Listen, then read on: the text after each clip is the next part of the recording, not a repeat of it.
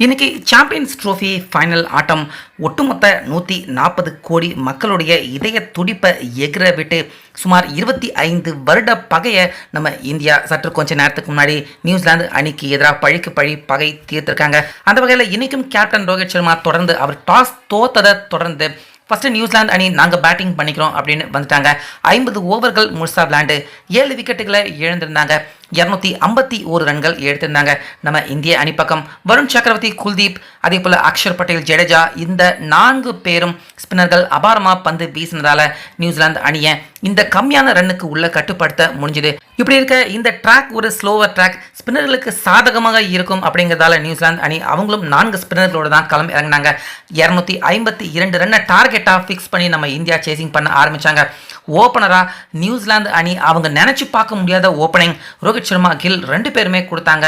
Kill நல்லா தான் விளையாண்டுட்டு இருந்தாரு, ஆனால் 31 ரன்ல அவுட் ஆயிட்டாரு. ஆனால் முந்தைய ஆட்டத்தில் இதே மைதானத்தில் அதே பிச்சில் செஞ்சுரி அடித்த விராட் கோலி 1 ரன்ல அவுட் ஆவார் அப்படின்னு சத்தியமாக யாருமே எதிர்பார்க்கல. எல்லாருக்குமே ரொம்ப பெரிய ஒரு ஹார்ட் பிரேக்கிங் தருணமாக இருந்துச்சு.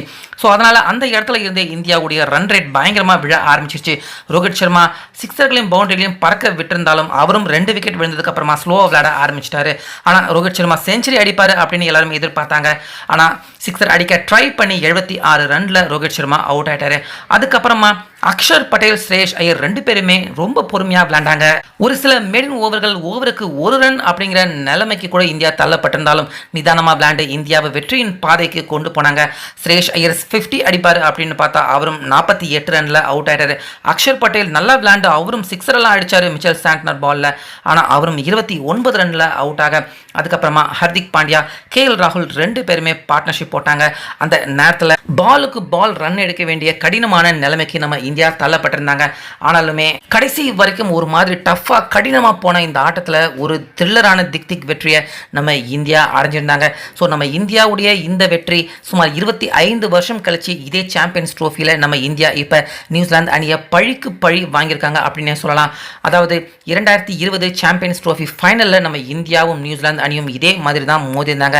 அப்போ அந்த ஃபைனலில் நம்ம இந்தியாவை நியூசிலாந்து அணி தோல்வி அடைய வச்சு அவங்க சாம்பியன்ஸ் ட்ரோஃபியை வாங்கிட்டு போயிட்டாங்க.